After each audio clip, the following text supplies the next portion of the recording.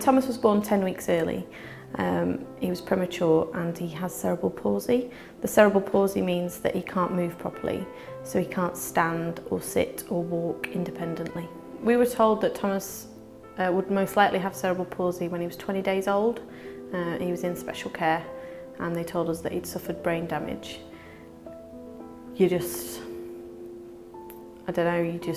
Everything that you thought you'd planned, and I suppose it didn't really sink in until a bit later on exactly what it meant. I gave up work last year. That obviously adds a financial pressure, and everything's more expensive anyway, so you're in this vicious cycle of losing an income and having to pay out more for things. So it's a really difficult situation to be in. IET Connect have been really good, brilliant in fact. They've provided me with so much for the house and travel expenses and all sorts of things that we just couldn't have done. We got an application form through the post. It was a really simple application.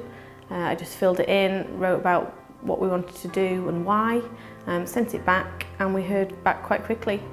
We've had various support, so the biggest one was help with adaptations to the house for Thomas, which was obviously a huge, huge help, and I can't even say how helpful that's been.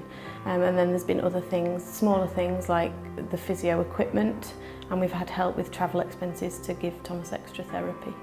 We often joke that I'll contact our caseworker at IET Connect and he'll be like, oh God, not that woman again. But I know that I can ring them anytime, and it's great having a named caseworker to be able to pick up the phone, who knows us, who knows our background, and I can talk directly to them and ask them questions about an application. I hope that Thomas can just be the best that he can be.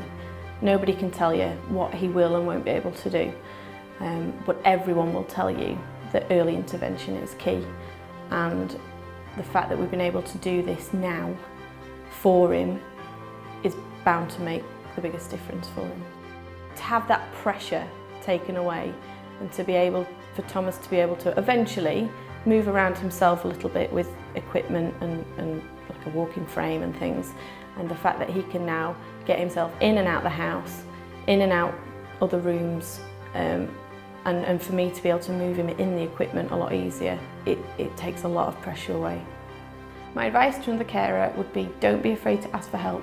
You're doing a great job, you're doing your best, and make the application because it could really change your life.